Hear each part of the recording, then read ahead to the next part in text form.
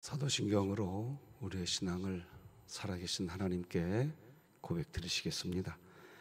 전능하사 천지를 만드신 하나님 아버지를 내가 믿사오며 그 외아들 우리 주 예수 그리스도를 믿사오니 이는 성령으로 잉태하사 동정녀 마리아에게 나시고 본디오 빌라도에게 고난을 받으사 십자가에 못 박혀 죽으시고 장사한 지 사흘 만에 죽은 자 가운데서 다시 살아나시며 하늘에 오르사 전능하신 하나님 우편에 앉아 계시다가 저리로서 산자와 죽은 자를 심판하러 오시리라.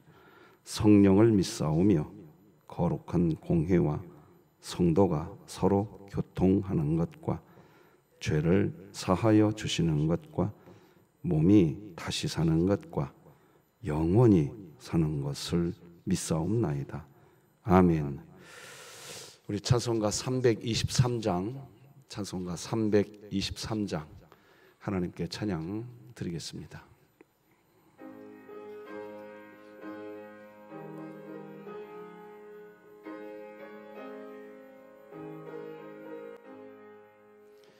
푸른 바다 나서니 몸 어디든지 가오리다. 괴로우나 즐거우나 주만 따라 가오리니 어느 누가 막으리까. 죽음인들 막으리까. 어느 누가 막으리까. 죽음인들 막으리까. 악을 걸쩍 빈들에도 복음 들고 가오리다. 소돔 같은 거리에도 사랑 안고 찾아가서 정의 몸에 지닌 것도 아낌없이 드리리다. 정의 몸에 지닌 것도 아낌없이 드리리다. 존귀 영광 모든 권세 주님 홀로 받으소서. 멸시천대 십자가는 제가 지고 가오리다. 이름 없이 빛도 없이 감사하며 섬기리다. 이름 없이 빛도 없이 감사하며 섬기리다. 아멘.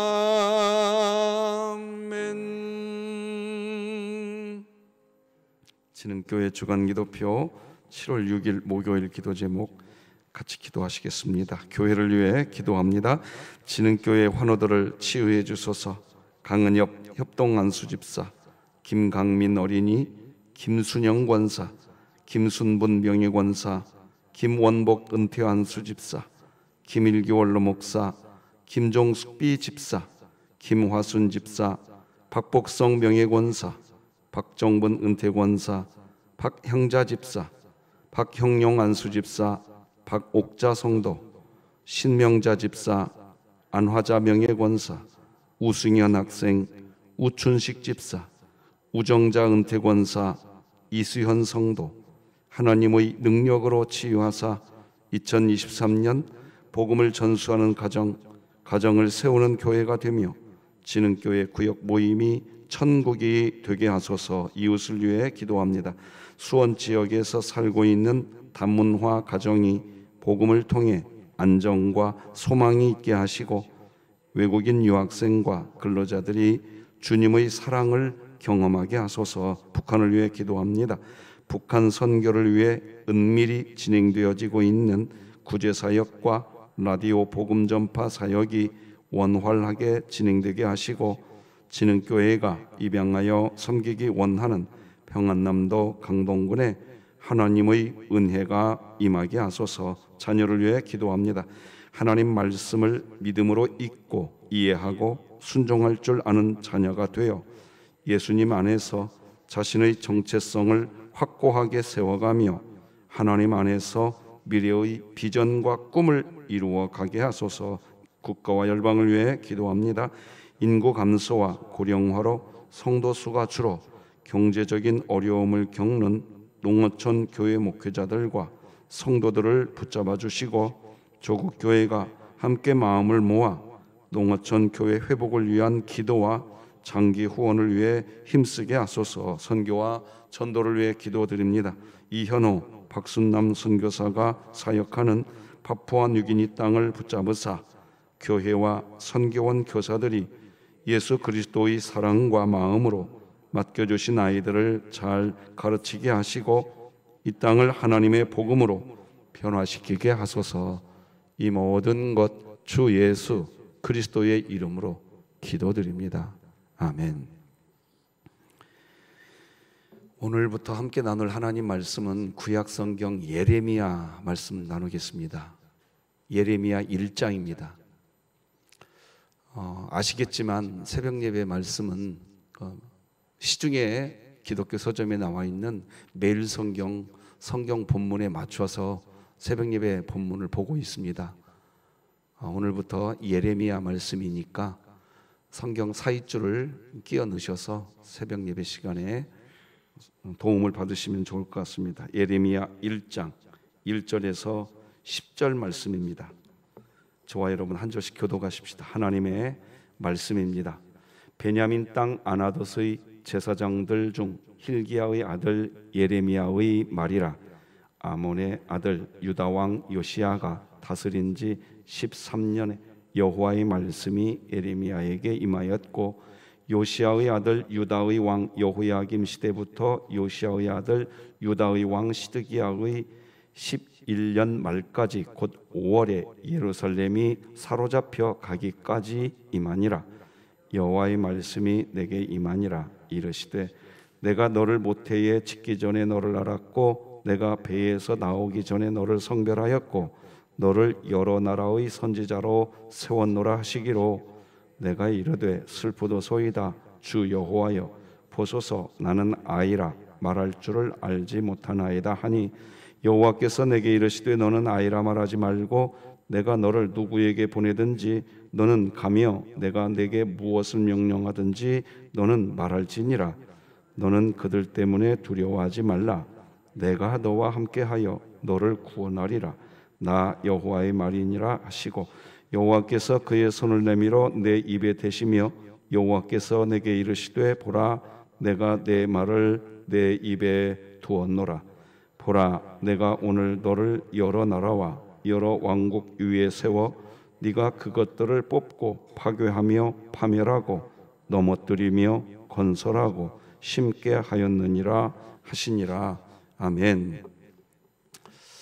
새벽마다 부탁드립니다. 유아부에서부터 시작되었죠. 이제 내일입니다. 청년부가 시작하고 주일날 유치부가 시작되고 그리고 계속해서 유년부, 초등부, 청소년부, 복음잔치, 말씀잔치 기도 부탁드리겠습니다. 그리고 한 가지 더 광고 드리고 싶은 것은 돌아오는 주일 오후 예배 강명식 교수님 초청해서 찬양 축제합니다. 사실 저도 좀 마음이 부담감이 있었어요. 찬양 사역자분들을 모실 때 계속해서 음반 판매에 대한 광고를 오셔서 하시길래 사실은 지난번 김석균 목사님 모실 때부터는 저희가 연락을 좀 했습니다. 찬양만 해주셨으면 좋겠습니다. 음반 판매에 대한 이야기는 저희가 매달 한 분씩 모시고 있기 때문에 성도들에게 너무나 마음의 부담이 큽니다. 앞서 오셨던 분들이 계속해서 그런 멘트를 하시는 바람에 성도들이 은혜 받은 마음이 이뤄져 버리는 것 같습니다. 찬양 축제라고 광고를 하는데 오히려 성도들이 외면하는 것 같습니다. 그런 마음이 듭니다. 그러니 음반 판매에 대한 멘트는 하지 마시고 순수하게 하나님이 주신 찬양만 해주셨으면 좋겠습니다. 이렇게 지난번 김석균 목사님 때부터 제가 부탁을 좀 드렸습니다. 사실은 그게 더 나은 것 같았다는 생각이 듭니다. 그 점 양지해 주시고 순수한 마음으로 이번 주일 오후 예배 때 찬양 축제에 구역이 다 함께 구역 식구들과 함께 오셔서 은혜 받으시면 좋을 것 같습니다. 자, 오늘은 슬프지만 행복한 사명자의 인생. 참 어폐가 있죠? 이런 제목이 슬픈데 행복하다. 이게 말이 되겠습니까? 말이 안 되는 얘기입니다. 지금부터 말이 안 되는 설교를 시작해 보겠습니다. 자, 일단 예레미야서를 말씀을 선포하는 사람은 예레미야입니다. 그러나 이 예레미야서를 기록한 사람은 예레미야가 직접 기록한 게 아닙니다. 바룩이라고 하는 사람이 기록했죠. 예레미야 36장 4절 보면 이렇게 기록합니다. 이에 예레미야가 네리야의 아들 바룩을 부르매 바룩이 예레미야가 불러주는 대로 여호와께서 그에게 이르신 모든 말씀을 두루마리 책에 기록하니라. 그러니까 예레미야는, 성경 예레미야는 말씀 선포자는 예레미야지만 기록한 사람은 예레미야가 아니라 바룩입니다. 이런 예레미야는 주전 7세기 후반부터 활동한 선지자입니다. 무엇을 사역했느냐? 멸망 선포입니다. 심판 예언입니다. 그게 예레미야의 사역이었습니다. 그래서 예레미야서는 1장에서 총 52장까지 되어 있는데 구조가 이렇습니다. 1장에서 25장까지는 거의 절반이 심판에 대한 이야기입니다. 오로지 멸망, 심판, 이 메시지만 전한 게 예레미야서의 주 내용입니다. 그러니 26장에서 29장 어떤 일이 벌어지겠습니까? 입만 열면 심판을 이야기하니 예레미야의 활동은 고난의 연속이었습니다. 그런데 그 심판이 구원에 대한 예언이었다는 겁니다. 30장에서 35장. 심판과 멸망을 예언하지만 그것이 구원에 대한 예언이 됩니다. 36장에서 45장까지는 예레미야의 활동과 또 다른 고난입니다. 구원을 이야기하지만 이제 백성들이 예레미야를 사람 취급도 안 합니다. 저 사람은 입만 열면 심판만 이야기해. 이러면서 사람들이 예레미야를 사람 취급도 안 합니다. 그래서 예레미야의 고난이 또다시 나옵니다. 더 이상 이스라엘 백성들이 하나님의 말씀을 들으려고 하지 않고 자기들이 원하는 이야기를 하라고만 이야기합니다. 이제 46장에서 마지막 52장까지는 결국 멸망의 수순을 밟습니다. 이게 예레미야서입니다. 구약 성경의 예언서들은 각각의 이름이 있는데 예를 들면 아모스 선지자는 정의의 예언자라고 이야기합니다. 그런데 오늘부터 우리가 만나게 될 예레미야는 눈물의 예언자라고 이야기합니다.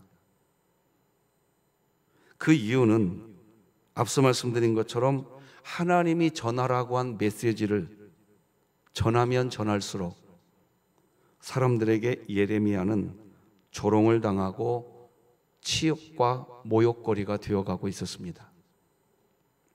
뿐만 아닙니다. 하나님이 전하라고 하신 하나님의 메시지를 전하고 있는데 그럴수록 예레미야는 갈수록 더 많은 사람들이 예레미야를 미워했습니다.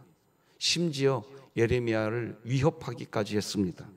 돌로 치려고 했고 실제 돌로 치고. 예레미야 18장 18절을 보면 이런 말이 나옵니다. 그들이 말하기를 오라 우리가 꾀를 내어 예레미야를 치자. 제사장에게서 율법이, 지혜로운 자에게서 책략이, 선지자에게서 말씀이 끊어지지 아니할 것이니 오라 우리가 혀로 그를 치고 그의 어떤 말에도 주의하지 말자. 이게 무슨 말입니까? 저 예레미야 한 명 죽여버려도 제사장이 율법 이야기해 줄 것이다. 예레미야 우리가 죽여버리자. 그래도 지혜로운 자에게서 책략이 나올 것이다. 예레미야 저 사람 더 이상 저런 설교 못하게 어떻게 해버리자. 선지자에게서 말씀이 끊어지지 않을 것이다. 이렇게 생각을 했습니다.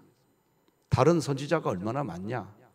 다른 제사장도 있고 다른 지혜로운 자들도 있다. 그들에 의해서 책략이 나올 것이고 그들에 의해서 율법이 나올 거니까 저런 설교 계속 해대는 예레미야 없애버리자. 이렇게까지 갔습니다. 예레미야 선지자가 눈물의 선지자가 된 이유는 다른 거 아닙니다. 하나님이 전하라고 하는 메시지. 하나님 앞에 엎드리면 하나님이 예레미야에게 너는 이 말을 전해라. 너는 이 말을 선포해라. 그런데 하나님이 전하라고 하는 메시지는 이스라엘의 부흥, 발전, 평안, 그게 아니었습니다. 그 정반대였습니다. 그러니 예레미야도 너무 힘이 듭니다. 하나님, 나 이거 그만하고 싶습니다. 나도 하고 싶지가 않습니다. 하나님, 나 이 메시지 전하는 사역 그만하고 싶습니다. 이게 예레미야의 본심이었습니다. 그런데 그런 생각을 하면 할수록 예레미야의 마음속에 이 마음이 불붙는 것 같은 하나님의 확 움켜잡음이 또 생깁니다. 그래서 예레미야를 정확하게 이해하려면 이렇게 이해하면 좋습니다. 문장을 하나 만들어 봤습니다. 하나님의 말씀을 선포하면 외적 고통을 받게 되고 하나님의 말씀을 선포하지 않으면 내적 고통으로 몸부림쳐야 했던 선지자가 예레미야였습니다. 그래서 예레미야 1장에서 25장까지는 결국 심판, 징계에 대한 예언인데 왜 하나님이 심판을 하셔야 했는지 크게 세 가지로 선포하는 내용이 예레미야 1장에서 25장까지 내용입니다. 구조가 이렇습니다. 예레미야 1장에서 6장까지는 너희들의 우상 숭배 때문에 심판할 수밖에 없다. 그런데 우상 숭배 내용은요 6장밖에 안 됩니다. 사실은 무엇 때문에 심판을 하느냐, 7장에서 20장까지 제일 많은 분량이 심판의 이유가 뭐냐, 너희들의 믿음이 잘못되었다. 이 믿음이 잘못된 믿음이 뭘까요? 행위구원입니다. 앞으로 보시게 될 겁니다. 행위구원, 이건 잘못된 믿음이다. 그것 때문에 너희들은 심판받는다. 그 얘기입니다. 우리가 이 부분 앞으로 살펴보게 될 겁니다. 하나님의 은혜로 되는 줄 믿으시기 바랍니다. 그 믿음이 기독교 믿음이에요. 세 번째, 왜 심판하냐? 거짓된 종교 지도자들 때문입니다. 누가 거짓된 종교 지도자들이었냐? 사람들이 듣고 싶은 메시지만 전합니다. 하나님이 전하려고 하는 메시지를 전하는 게 아니라 사람들이 듣고 싶어하는 메시지를 전하는 거짓된 종교 지도자들 때문에 이스라엘은 심판받는다. 이게 예레미야서입니다. 이처럼 예레미야 선지자는 심판을 전해야 했습니다. 징계와 하나님의 채찍이 있다라는 메시지를 전해야 했습니다. 그 이유 때문에 예레미야 선지자는 평생을 눈물의 선지자로 살아야 했습니다. 하나님의 사람으로 하나님의 사역을 감당해야 하는 것으로 인하여 미움과 손가락질을 받아야 했던 선지자였던 것입니다. 그런 인생을 살았던 예레미야, 오늘 본문에서 이제 하나님이 그 예레미야를 부르십니다. 불러요. 손가락질 받는 자리로 하나님이 지금 부르고 있는 겁니다. 그게 오늘 본문 내용입니다. 대답을 못합니다. 예레미야가. 심판을 예언해야 되기 때문에 네, 하나님, 제가 순종하겠습니다. 예레미야가 대답을 못합니다. 이사야서를 보면 하나님이 이사야 선지자에게 나타나서 누가 갈꼬 할 때 이사야는 뭐라고 합니까? 하나님, 내가 여기 있나이다. 나를 보내소서. 이사야는 그렇게 반응을 했는데 예레미야는 나는 못합니다. 이렇게 반응을 합니다. 그게 오늘 본문입니다. 왜냐하면 심판을 예언해야 하기 때문입니다. 그때 이제 하나님이 이제 오늘 본문에서 여러 가지 말로 예레미야를 권면합니다. 자, 한번 따라서 하십시다. 슬프지만 행복한 사명자 인생.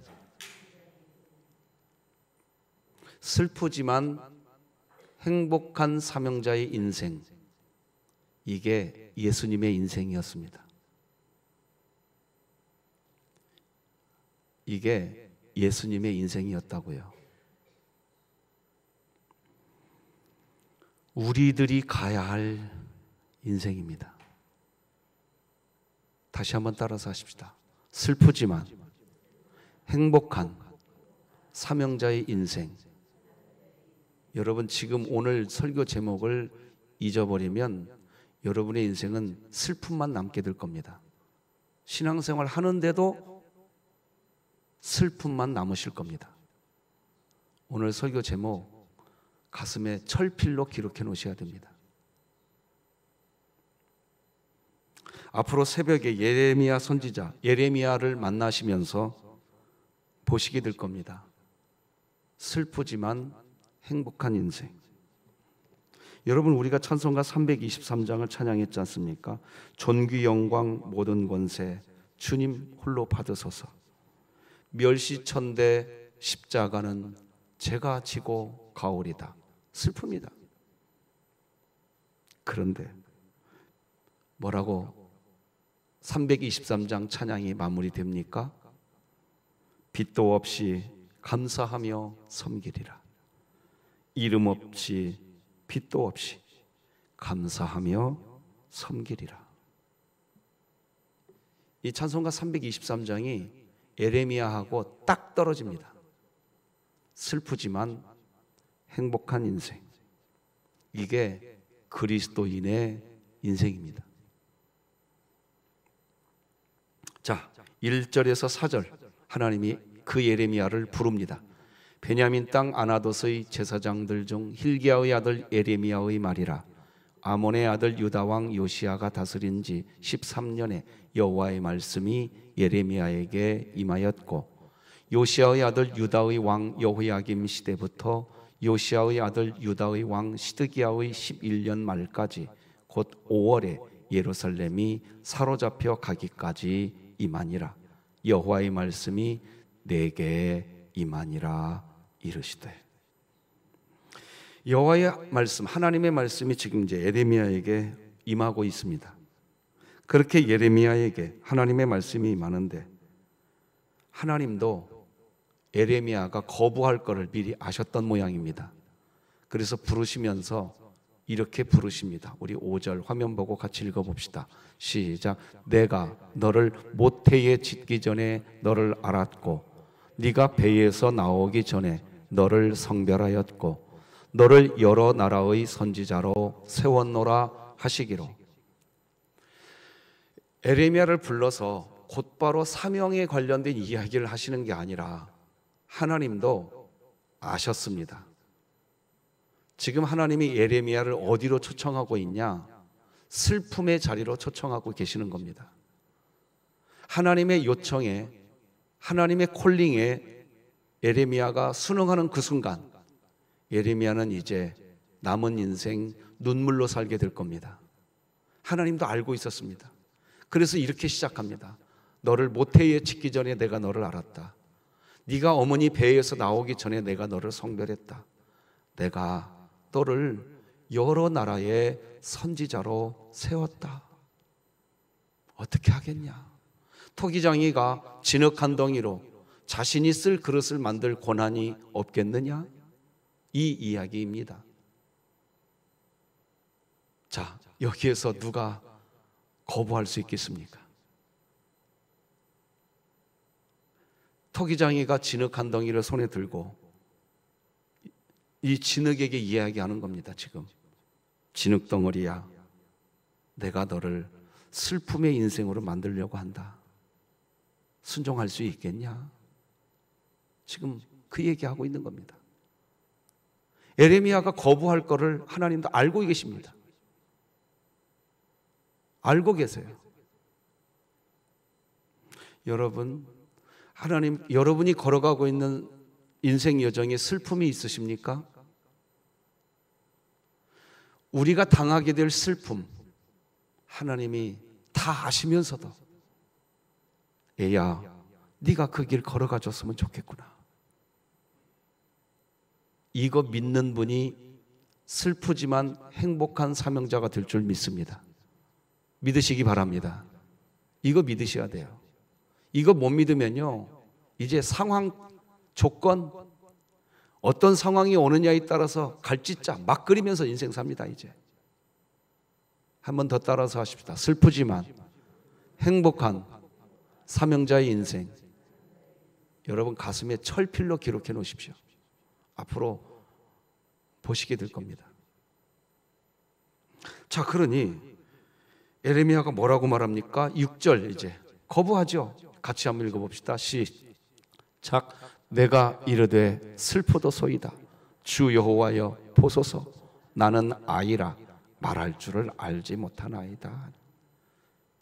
못하겠다는 얘기입니다. 근데 뭐라고 표현합니까? 나는 아이다. 아이라고 하는 이 히브리어가 우리가 좀 살펴보고 싶은 단어인데 나르라고 하는 단어입니다. 말 그대로 아이입니다. 소년, 젊은이, 종. 여기 종이라는 의미까지 갖고 있는 것을 보여드리려고 히브리어 원문을 지금 여러분에게 보여드린 겁니다. 주전 7세기경의 종은 문맹인이었습니다. 지식이 없을 뿐만 아니라 세상 돌아가는 것을 아무것도 모릅니다. 수년 전에, 아주 수년 전에 아프리카 오지에서 진짜 타잔, 여러분 영화나 드라마에서 봤던 타잔 있지 않습니까? 타잔이 누구냐고 물어보면 설명하기가 길어지니까 대충 알아들으십시오. 인간인데 늑대 밑에서 자라난 소년을 발견한 적이 있었습니다. 여러분들도 기억나실 겁니다. 분명히 사람인데 발견해놓고 보니까 사람이 아니야. 이건 늑대야, 늑대. 여러분, 주전 7세기경의 종은 사람이 아니었습니다. 사람이 아니었어요. 종은.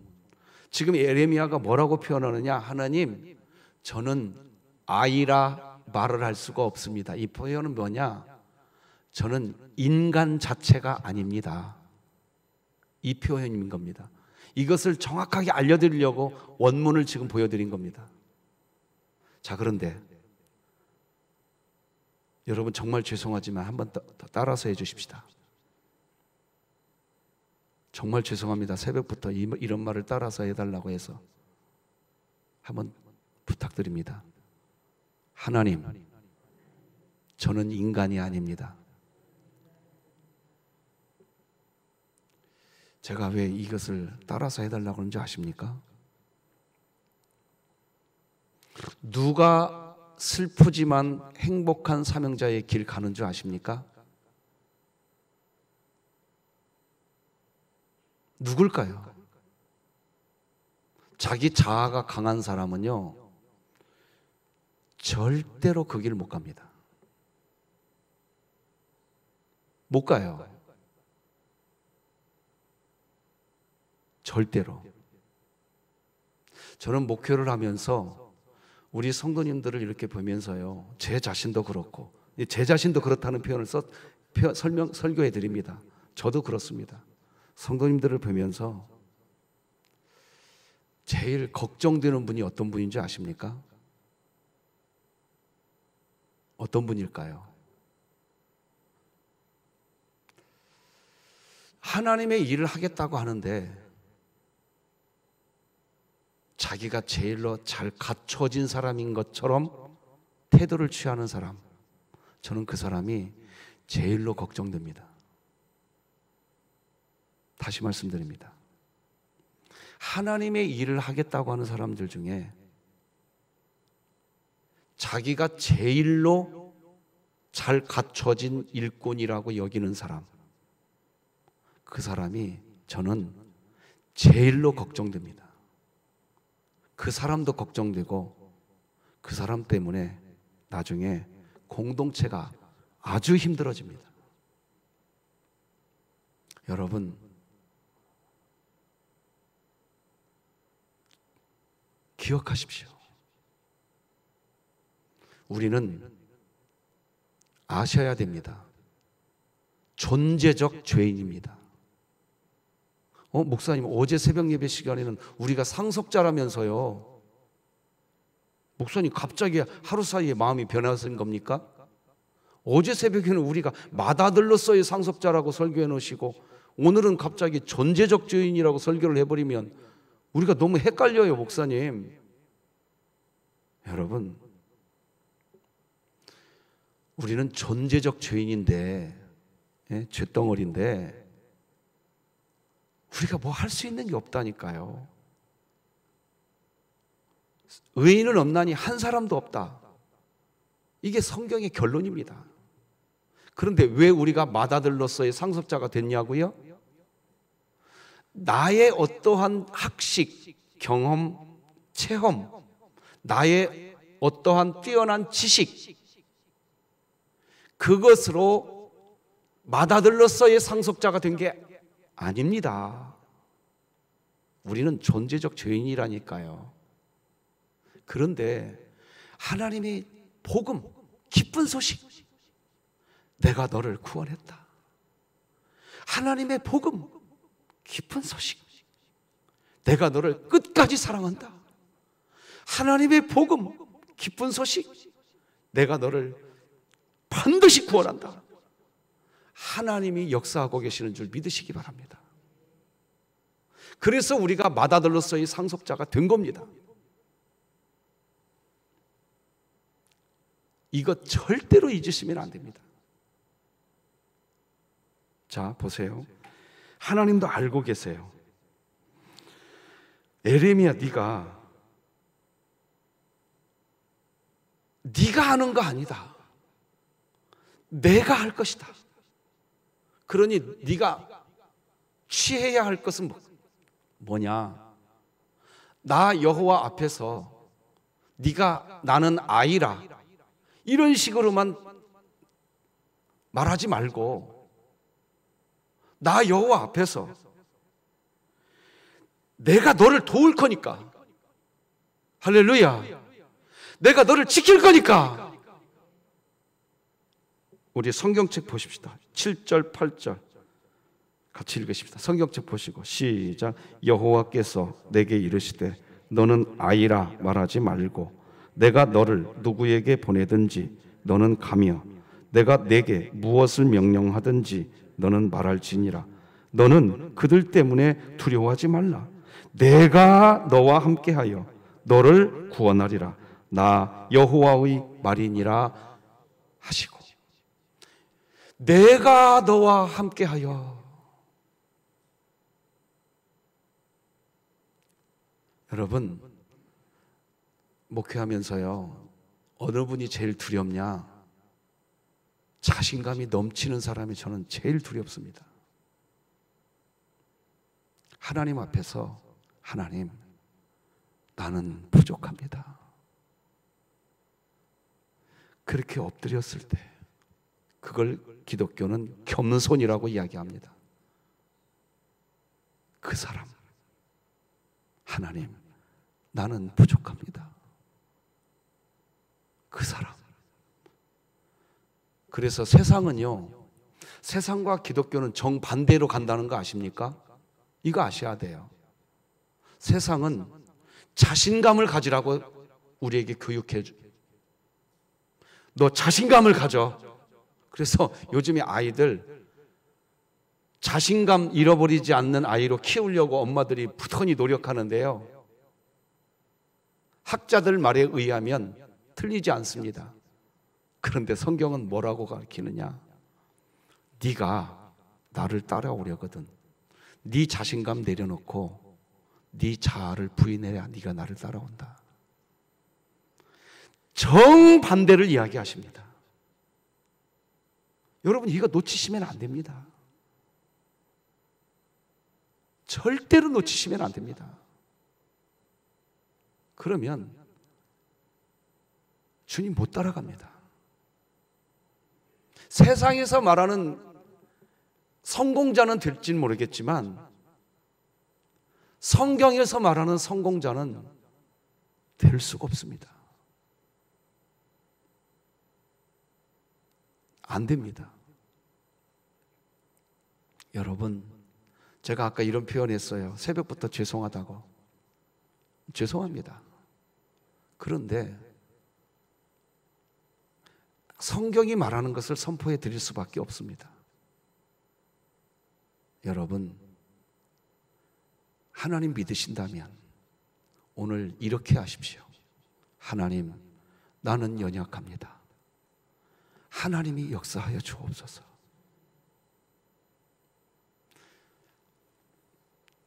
9절 10절 성경책 보고 다 읽고 설교 마치겠습니다.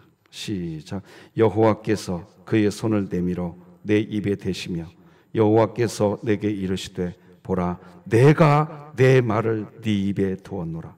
보라, 내가 오늘 너를 여러 나라와 여러 왕국 위에 세워 네가 그것들을 뽑고 파괴하며 파멸하고 넘어뜨리며 건설하고 심게 하였느니라 하시니라. 아멘. 하나님이 하시겠다고 합니다. 기도하십시다. 하나님 아버지, 슬프지만 행복한 사명자의 길을 우리 진흥교회가 가게 하여 주옵소서. 예수님의 이름으로 기도드립니다. 아멘. 하늘에 계신 우리 아버지여, 이름이 거룩히 여김을 받으시오며 나라가 임하시오며 뜻이 하늘에서 이루어진 것 같이 땅에서도 이루어지이다. 오늘 우리에게 일용할 양식을 주시옵고 우리가 우리에게 죄 지은 자를 사하여 준 것 같이 우리 죄를 사하여 주시옵고 우리를 시험에 들게 하지 마시옵고 다만 악에서 구하시옵소서. 나라와 권세와 영광이 아버지께 영원히 있사옵나이다. 아멘.